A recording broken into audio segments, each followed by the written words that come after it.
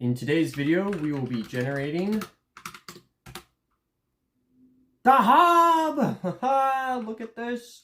Look at this structure! Alright,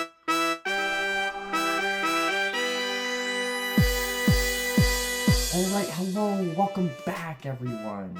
In today's episode, we are going to focus on the hub. So here we go, here it is, da-da-da! Here's some of the progress that I've been making based off of all the footage that I just reviewed of the game and the color palette that I've been using. You will have to excuse me because my voice is a little raspy for this episode. So it's just a bare bone structure so far. I don't have anything like decorated on the walls, and there are some dark spots. There's definitely some vegetation that I need to put in as well. But I think it's coming along very well. Thankfully with the hub, it is symmetrical. So I only have a few structures that will be needed to place the whole thing. We've got this first structure here, which is this bounding box all the way over to there. This contains the timer and the spawn point and exit area. And then we have another structure here, stretching in the opposite direction with the same width. And this contains what would be the Sphinx, which is a game mechanic where, as a player in the dungeon, you can cash in all your coins in the middle of the game for a fee. So you don't get all the money, but it will be banked in case if you do die mid-game, you don't have to worry about losing your coins. I haven't seen many people use it, so I'm not really planning to implement it as of right now. It's just kind of a lull.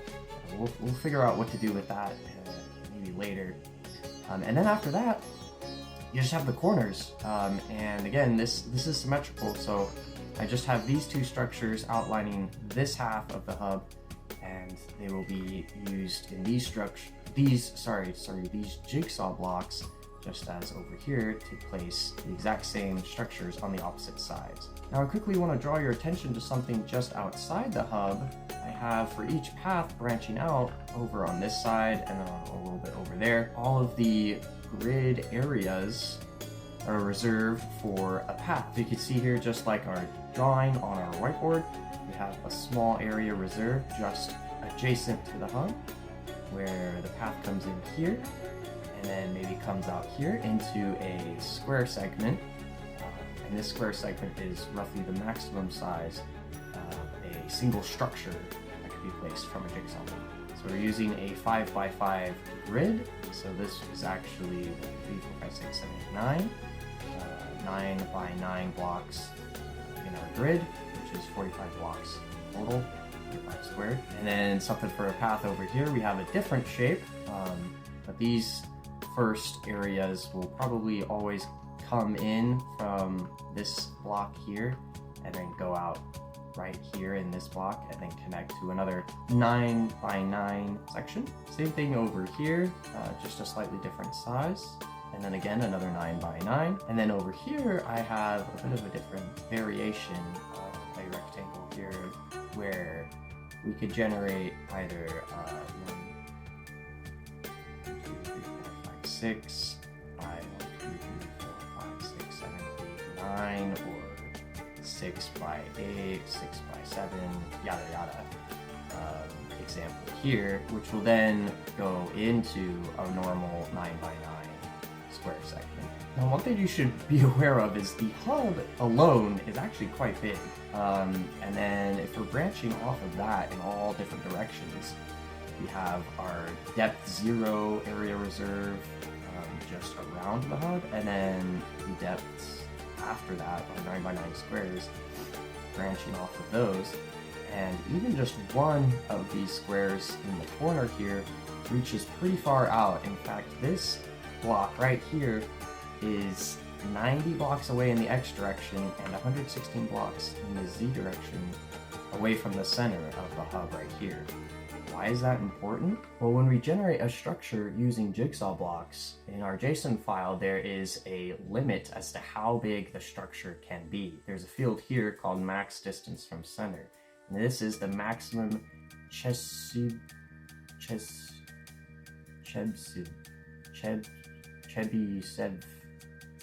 something distance from jigsaw pieces to the structure start. This value is limited between 1 and 128, so we're already at 116 and pushing the limit here. That would be okay if all we had to do is generate, you know, maybe a vault right here. That was a vault room that wasn't too big. But if you watch some of the recordings of people playing Sands of Time, you'll notice that in some of the longer paths, when they're running back from a vault to the hub, it takes them about 30 seconds to run, you know, through all the rooms correctly and back into the center. Whereas this path takes about 20 seconds. So I think that is probably a little too short, actually. We maybe want to have just another 9x9 grid section coming out and then a vault room, which means that we will need to generate a structure bigger than the max that Minecraft allows for.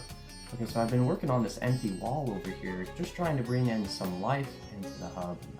There's a lot of rules that I like to follow when trying to build a large structure like this. One of them is to limit the block palettes. There's two reasons for this. One, just to make sure everything kind of blends together and complements each other. You don't want to have things that really stick out like a sore thumb unless if it's a purposeful game mechanic. Everything should just kind of have its purpose and its place. The other reason for that is since we are going to put the players in adventure mode, when we give them a tool such as a pickaxe or a sword or something, we want those tools to be able to interact with the blocks of the map. So for instance, if I give myself a torch here in survival mode, you know, and when I'm playing the game, I want to be able to place that torch on the floor, on the wall, maybe over here.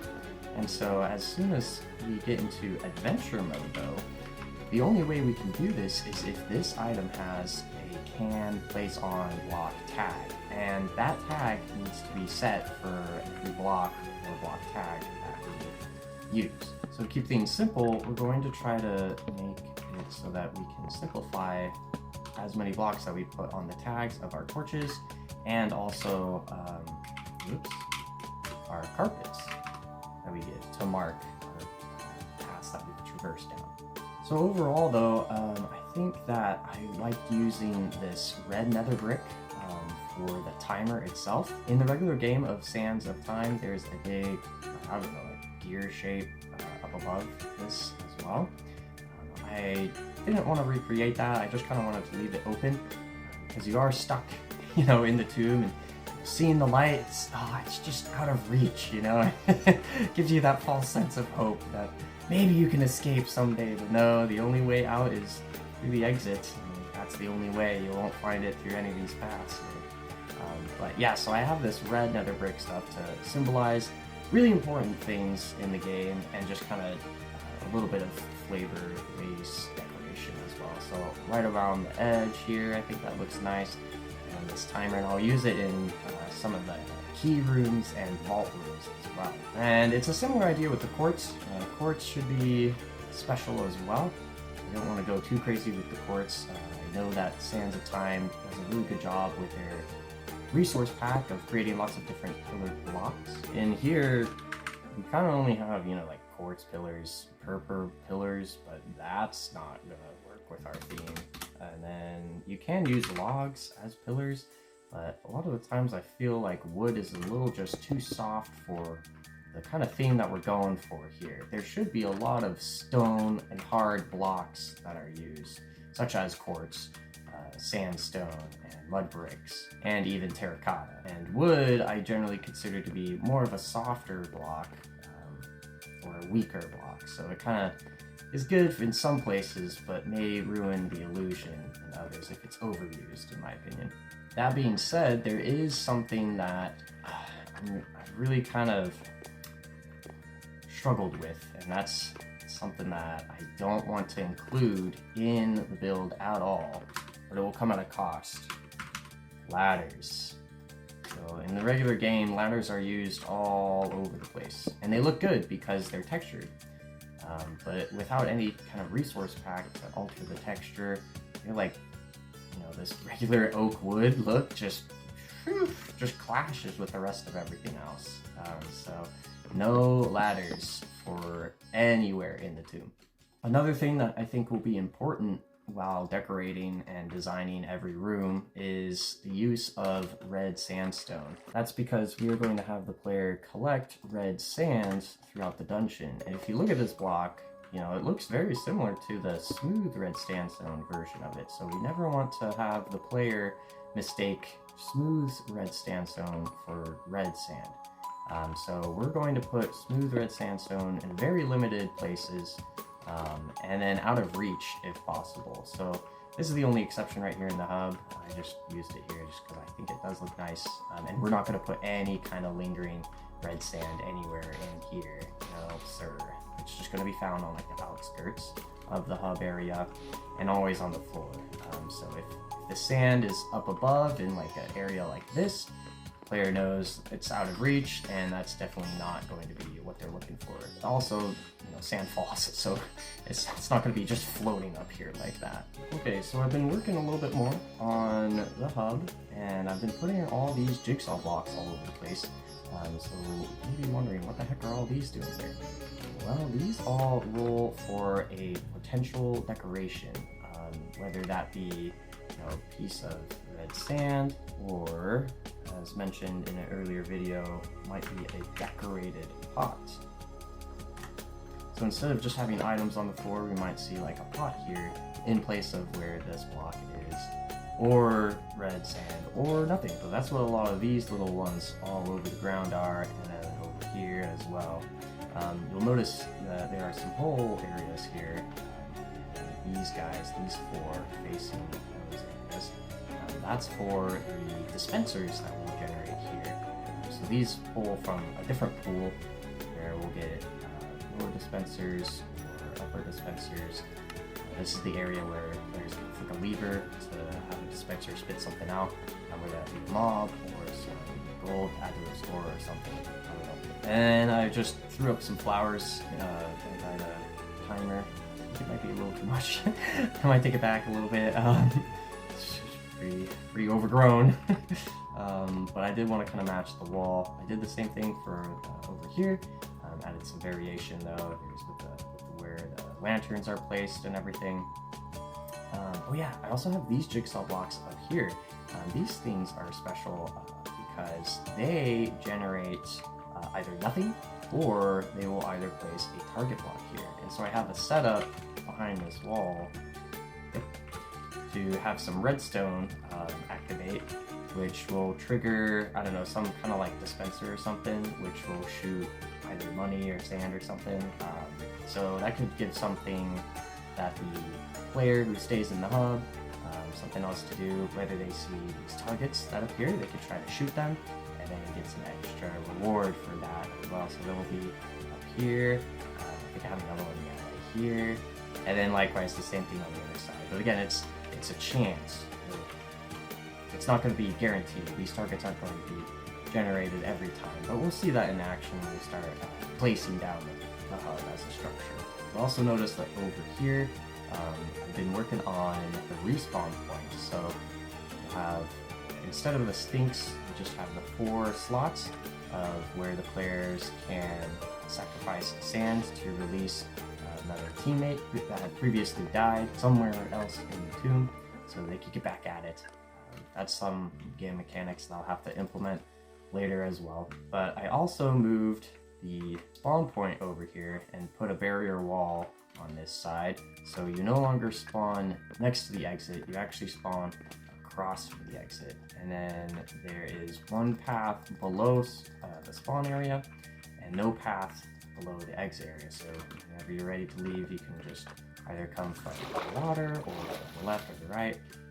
Just easily glide up these stairs and go into the portal. And then one more thing that I want to show you guys, on top of the timer here, I thought it would be cool to include basically a mini map of the tomb. Since I plan to be, you know, spectating everyone that runs around through the dungeon, if I see them run off into a certain hallway or something, I think it would be cool if I knew, you know, hey, that hallway actually leads to the red vault, or this one leads over to the blue or green key or something like that, you know?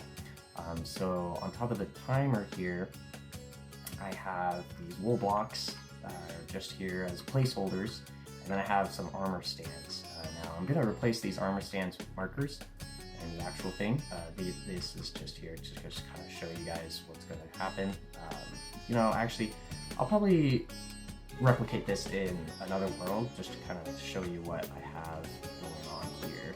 Okay, so I've recreated what we just saw on top of the timer. Here now in our Winter Wonderland, we have 11 armor stands. Now, in the actual game, these will just be markers, but to be a little more visual with the demonstration, we're going to make them armor stands so we can actually see them. And each armor stand has a block on its head. One of the blocks will represent the path to a red vault, and then another one will represent the path to the red key, and same thing and so on. Some of them are just this cyan terracotta.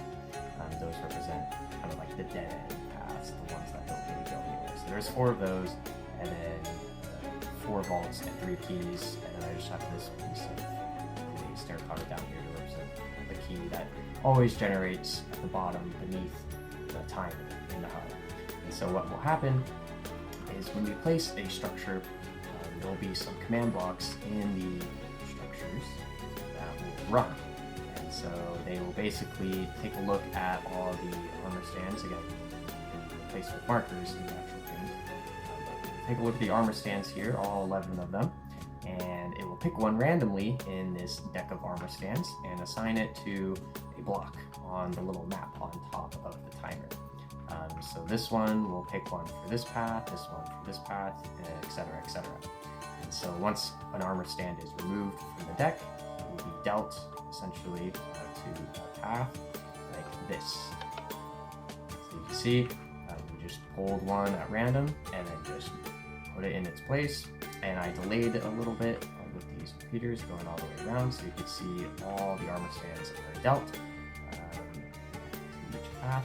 And then the function that actually runs in here will basically just clone, whatever data is on the armor stand's head to a block here, and then it will actually clone it to a block adjacent to the command block. So this function just takes in an XYZ argument, and that corresponds to the coordinates here of this block. Now, what's interesting though is it's not just any normal XYZ coordinate. It's not an actual world position because we don't know where we will be in the world. So if I try to teleport myself to a relative position, we can use these squiggly lines. So if I want to teleport one block above, I can just do that. But as an entity, I also have the ability to do, instead of absolute or relative coordinates, I can do positional coordinates with care brackets. So if I wanted to teleport one direction in wherever I'm facing, I can do that. And since I had my head tilted down a little bit, I actually went through the block. So if I go and look up a little bit and then hit enter, so I kind of jumped up, right? Cool. Fun fact, we can actually use the caret bracket coordinates on command blocks. So if I have a command block here and it is facing, technically I think it's facing this way, but you'll notice that it does have a direction, and these kind of point in a certain direction here. You have a square texture here, and then, guys, is this a circle or an octagon? Ugly octagon. Let me know. I kind of flip-flop between what I think it is. So if I do set block and then caret bracket 1, bedrock, and if I go ahead and activate this guy, it will place the bedrock there. If I hold control and click on that guy, it will contain its command, and I place it this way, see, same command. This time if I execute it, it will place the block on this side. And so this is actually the trick that we will be using to solve our headaches and problems with generating our redstone, with our red sands of time tomb. So going back to what these functions are actually doing, we see generate path, and then just an XYZ, and that again corresponds to whatever block is going to be replaced in our map. So here it is. So first thing that we do is we execute the block that we want to use, and we just pick an armor stand that is unused. So every armor stand in that deck that is at the center has a tag that is unused. And this distance just makes sure that we pick one that we can reach far enough into the center of the map on the top of the timer. So we teleport it to where we want to place it, and then we remove the unused tag so it won't be picked by any other commands running. Then we run this function, set block from NBT with the armor stand, and then this is where we grab whatever block is in the head of the armor stand. What we do here in this function is very simple. We just set block wherever we are with the ID of the block. And then finally we clone whatever block we're executing at to the pointing away from wherever command block is facing. Okay, so now if I go into a completely empty void world here and run /place structure and I generate a tomb, it should give me, look at that, we have a big hub area to work with now. So let's see, so we got our parkour generated in, we have different structures to show different kinds of parkour templates out there. We have our dispensers coming in, and then all throughout the area we have random places where we'll have maybe some sand or a pot which will hold some loot for the players, and it's not always guaranteed to generate. It shouldn't be. It does look a little high at the moment, so I could tweak around some of the weights and everything.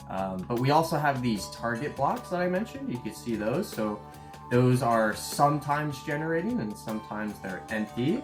Let's go ahead and try that out actually, because those should be functional. Let me grab a bow, and now I'll embarrass myself with my aiming skills. Here we go.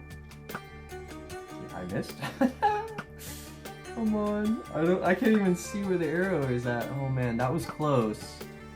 Oh my gosh, that's right there. There we go. Okay, see, and then we have something that just poops out a little thing of sand or something. I don't know. I still don't know what to do with this little empty space right here.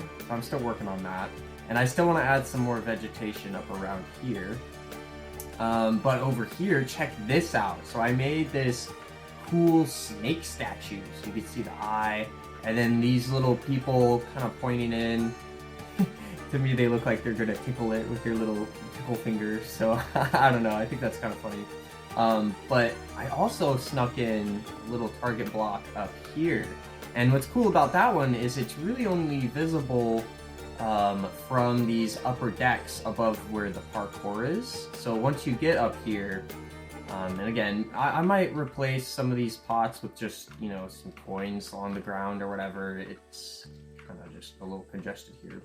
All still in the works, but yeah, from right up here, you can actually see the target, and so if you can get that, I don't know how high I need to aim for this one actually, it's kind of far away. Ooh, that was actually close. Come on, let's go. Oh my gosh, it's right there. Oh my goodness, it's just a little shy. There are lights around the block to show you when you hit it, so we'll know for sure. Guys, do you see where these arrows are landing? Oh, screw this, I'm just gonna... See, so it does light up. Look at how close I was on all those shots. Oh well. I'm not good with the bow. Let's just get rid of that, drown it in the ocean. Thank you. Okay, we could also see... Oh, first off, look at this timer. I added some, what are these, text displays, entities? Yeah, and so they show the time of the timer. And then in the center here, it's actually blocked off with barrier blocks.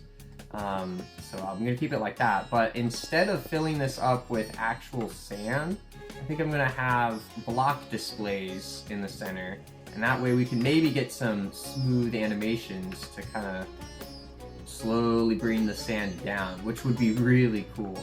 And maybe a little stressful as well, because you can actually see the sand falling as you play the game. That would be great. And on top here, you may have noticed, check it out, our system for showing which vault and which key you'll find in each path is working. So we got blue key under here. Obviously, okay, maybe I have one of the markers mislabeled. You can't have 2 blue keys, so I'm gonna have to change that. What's missing then? Oh, green. It looks like I just stupidly mistook green for blue. So I'll change that. That's no big deal. But the important thing is that we have one of each. So only one vault, only one yellow vault, one yellow key, and so on and so forth. And then just, you know, fill up the rest with some kind of dead ends. Those paths won't go anywhere interesting. So that's working good. So like that path down there, that will go into a dead end. This one will go to the green vault. So yeah, that's cool. Also, I noticed for some of the areas in the hub, these frames are like fake frames. These brown colored frames are the actual ones, and the regular Sands of Time game does something similar to this as well, where they use like a different color block here. So I've just been using gray terracotta here in the hub for those false ones, and then brown ones. Ooh, new recipes unlocked. Cool. Sweet. Whatever. So same thing over here is like gray, but then the actual thing is brown. Also, okay, over here, I changed this up a little bit. So the starting platform is actually going to be now here, up a little bit higher, but I think that's okay because, yeah, that's a barrier block. I was like, why isn't there a barrier showing here? I think that's okay because you get a nice vantage point of maybe some of the stuff on both levels. You can see some stuff over here and over there, maybe a little bit into like the paths as well. And you really don't take that much damage kind of just falling through here or going down the stairs. So we should be fine with that. I just really wanted to make this its own entrance with a frame, just to make it a little more clear that, hey, this is a path that you can go down. You may notice that these are covered up with magma blocks, because I am generating just some walls, or just to kind of see that everything is working right now. But down here, I actually am generating a little bit of a room right now. So we'll take a look at that later. But it is working, so that's cool. It doesn't really go anywhere right now, but it's just you know, one step further in the whole process of things. So yeah, let me know what you guys think. If you guys are excited to see what comes next and the future of the project. One of the things I think we'll focus on next are things like the loot tables for these pots, and making sure that everything that we give the player is tagged correctly, right? Because they will be in adventure mode, and so if we give them something like a stone sword to start off with, that sword, you know, should be able to break the sand. Right now, it's there, but they can't collect it. So we're gonna go through all of that. Same thing with the pots. And I have a fun idea with these pots that you'll see in the next episode if we can pull it off. And then, I don't know, yeah, we'll go from there. So until then, thank you so much for watching. Take care. See you. Bye.